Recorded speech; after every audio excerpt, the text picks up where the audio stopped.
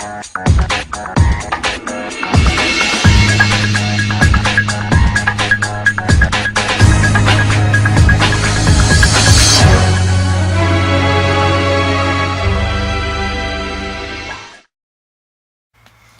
here with Team Eccentric, and I'm piloting my True Draco Demise deck on the left. TJ's piloting his LIGHTSWORN zombies on the right. This matchup happened a few days ago. It was just kind of an interesting matchup. We wanted to see what would happen.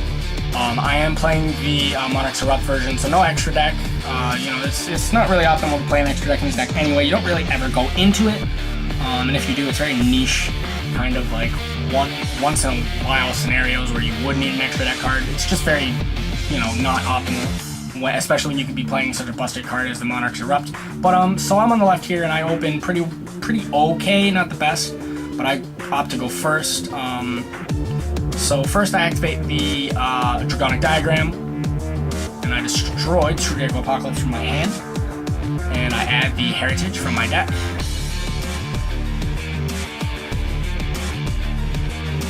Set 1. Activate Heritage, tribute it immediately for Dynamite Knuckle. I activate Demise, draw 3, and then I activate Duality, and I Duality into a second Demise, and that's the only option I really have, otherwise I discard the other monsters. It's not most optimal, but it's something I suppose. So then there, I activate the Terraforming to get a second diagram, activate the diagram, and from here, I believe I set these other two cards. Yep, so I set the Demise, and then I set the True Draco Apocalypse, and then I pass my turn. Not the best opening, but it's something, and then I do have Dynamite Knuckle on board.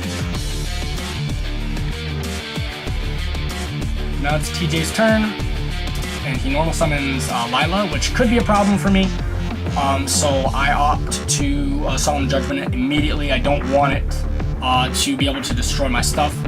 So now I'm at 4K. He activates Brilliant Fusion, and then I chain my Dynamite Knuckle and activate True King's Return straight from my deck. Dynamite Knuckle, there's a reason it's at 1. It's absolutely amazing. It's just such a good card. Just being able to activate a trap card straight from your deck, like, and the fact that those trap cards can be pseudo removal. So with the Brilliant Fusion, he sends the Trick Clown and the Garnet, summoning the Seraph Knight.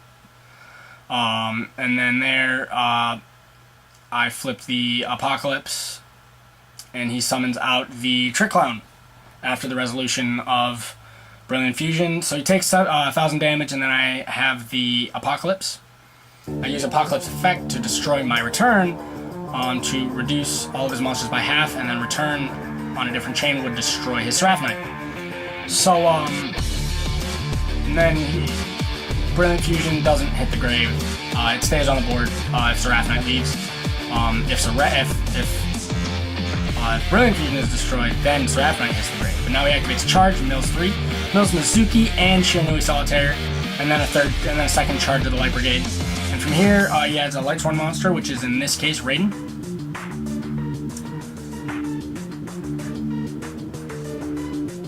And from there, he banishes Mizuki to special summon his Shiranui Solitaire, which basically sets him up for a lot of play sequences.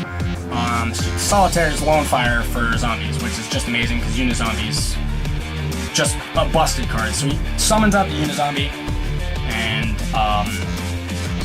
I believe he does make a minor misplay here. He would here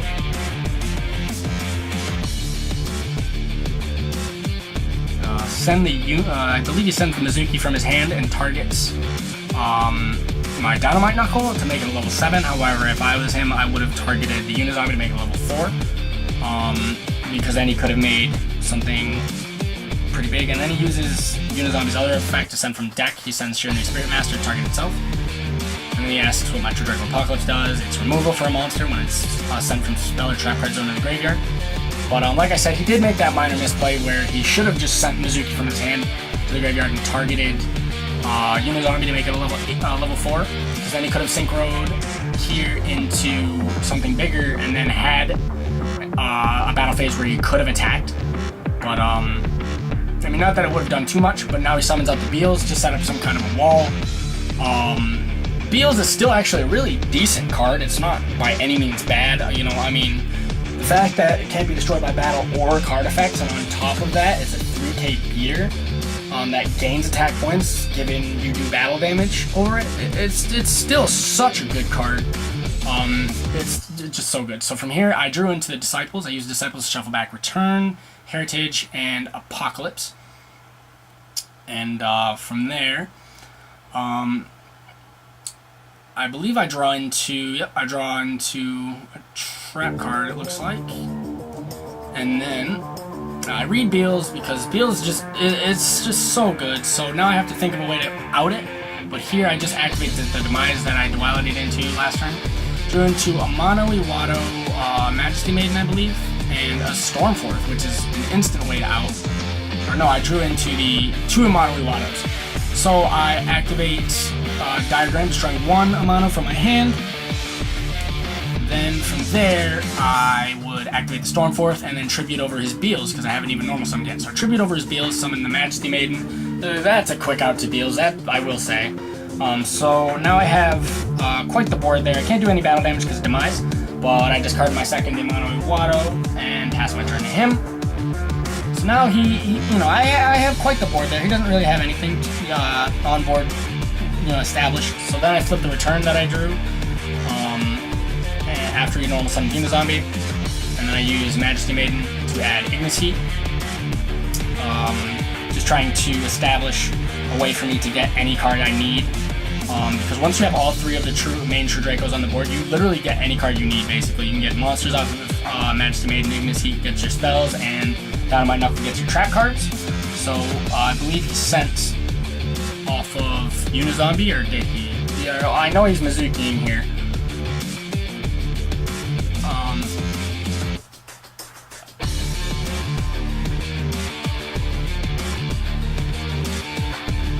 So he's thinking, he's considering his targets, and then I activate, or I summon out Ignis Heat by tributing, and that was off timing, guys.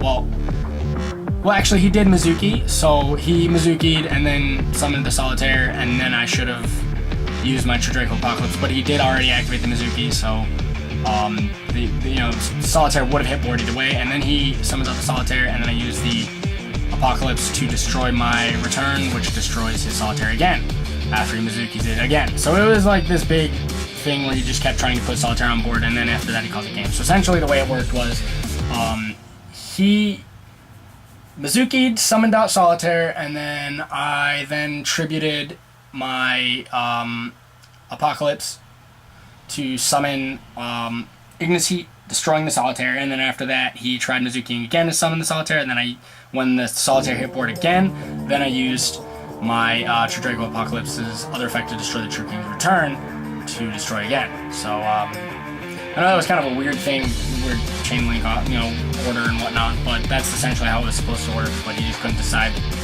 on his target for the Mizuki. So now he plays charge of the Light Brigade, mills 3, as Wolf for some reason. I'm not completely sure. I mean, maybe, the Solar Recharge. He was just getting a discard outlet for Solar Recharge. So, activates the Solar Recharge, he mills a Lumina and a Gozuki. And Gozuki allows him to banish the zombie to special summon something from his hand, so he special summons Unizombie from his hand. He hasn't even normal summoned yet. So that's a thing. It definitely allows him to establish a lot of board presence, which is essentially kind of how you play combo decks like LIGHTSWORN Zombies. You just basically establish the biggest board you can, and maybe summon some Cypher Lord Omegas and rip cards from your opponent's hand just to do, go about it that way. Basically you just try and rip your opponent's advantage away or make an unbeatable board. But, obviously that's not how my deck works. I just play a lot of back row and time my trap cards properly and things like that. It's just, I don't know, going second, I don't feel like True Draco Demise is that good. I mean, you could establish, a lot of, pressure as long as your opponent doesn't have some kind of out to your back row, even going second, but even then, like, you're going second with a trap-based deck, so it doesn't really help you in any way. So here, TJ activates Brilliant Fusion, sending the Garnet and the Trick Clown again, summoning the Seraph Knight. Trick Clown's effect, he takes 1,000 damage, putting him at 7. So now he has Seraph Knight, Unizombie, and Trick Clown. And from here, he normal summons. He uses an additional normal summon for Shiranui Solitaire. So that's already kind of a play. I mean, it's pretty good. You know, he's got a lot of different combo sequences he could go down here. You see the Fairy Tale Snow in his hand, as well as another Soul Recharge, it looks like. There's just so many different options that TJ has here that, like, he could just do almost anything. So he uses his normal summon for Fairy Tale Snow. This puts a lot of stuff on board. So now he link summons for what looks to be Beauregard Dragon. And then he looking through his graveyard to figure out what he can banish and what he can do with the Fairy Tale Snow. So now he passes turn to me, so I activate the Dragonic Diagram. And then after that, I destroy Apocalypse from my hand to add the Disciples.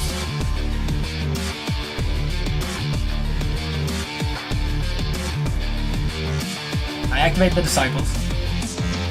I set one. Yeah, I set one. I set my whole hand, except for one card, just because I don't want him to basically disrupt the card that I have in my hand. I don't necessarily know, you know, what he has. Like, I believe his Fairy Tale Snow could definitely cause some issues for me, especially considering, I think, if I'm not mistaken, he has the Spirit Master engraved. I'm not completely sure, but so I flip the True King's Return on his turn, and then I tribute summon the Dynamite Knuckle using the Disciples, and then I destroy his Brilliant Fusion, just because it's, you know, I mean, it's way.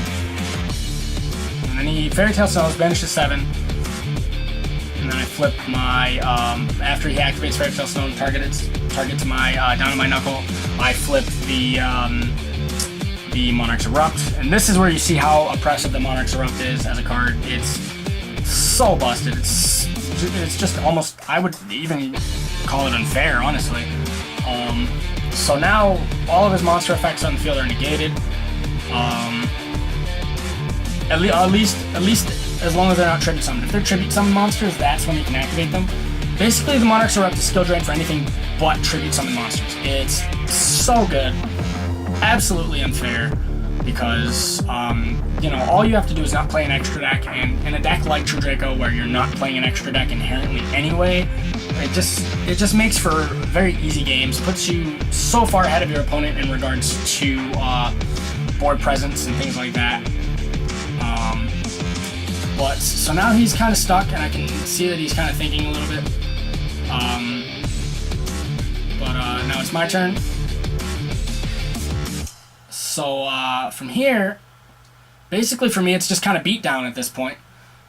But I use the diagram to destroy my True King's Return, and then I target his Beauregard Dragon, because now that it's negated, it can be targeted by card effects. So I activate the Heritage, tribute the Heritage for Majesty Maiden, and then after that I go on the offensive. So Majesty Maiden attacks the Fairy Tale Snow, and then Dynamite Knuckle the Trick Clown, and then he takes 1,000 points for the Trick Clown, turn it back, kind of set up, you know, kind of recurse some of his advantage here. Maybe attempt to get a rank 4 on board or something. You know, just anything really. It's like the Monarch's Erupt is just such an unfair card in a matchup like this, where he's playing a deck that's solely based around combos and monster effects. And then you have the True Dracos where, like, I just tribute summon a few monsters and then activate my Monarch's Erupt.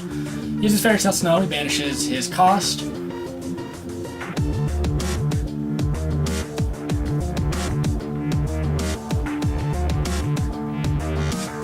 then he special summons. And from there I chain my Majesty Maiden. After he banishes his cost to add Ignis Heat. like I said before, I like to get at least one of each of the True Dracos on board at a time, so that I can try and just get it so that I have, I can get to any card I need necessarily. I can just tutor any card I want. So from there, he summons out Giant Rex as well, by the way.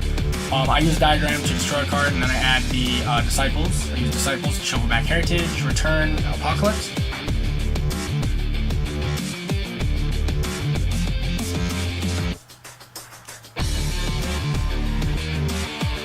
Then I draw a card, set one.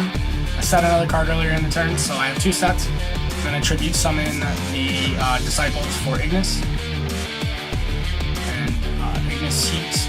Attacks the Trick Clan, he takes 1,000 to bring it back, and I attack the Trick Clan to keep it off board, and then after that I attack with the Dynamite Knuckle over his Shiranui Solitaire. So now all he has is Fairy Tail Stone and Giant Rex. I figured I'd keep those off the board so that he can't, recur them, and then after that he has nothing, so he scoops it up. So that was game 2, guys. I appreciate any views you guys give us. I know we've been lacking on the content lately. It's been rough. Everybody's got different schedules. Connor works a different job, I work a job, TJ works a job, and at the same time we all have different schedules, and I'm always so focused on skateboarding, so it's rough. But we appreciate any views you guys give us, and I'm sorry that this content was kind of lackluster. I may be bringing you guys some more duel videos soon. I have another duel video with the Phantasma Spiral deck against TJ, and it's pretty good. And then I also have a Mermail duel video against Connor, where I get absolutely wrecked. He's playing his surprisingly Cyberse deck. His Cyberse deck actually wrecked my Mermails, and I just bricked with Mermails so bad. But I'm not gonna justify it. He won fair and square, and my deck just was not seeing the cards it needed to see. But regardless, that's all beside the point. Eric here with Team Eccentric, and I'm signing out. Rate and subscribe, leave your comments and ideas in the comment section below, and don't hesitate to give us respectful suggestions on content you want to see. Eric on behalf of the team saying take care, and Team Eccentric out.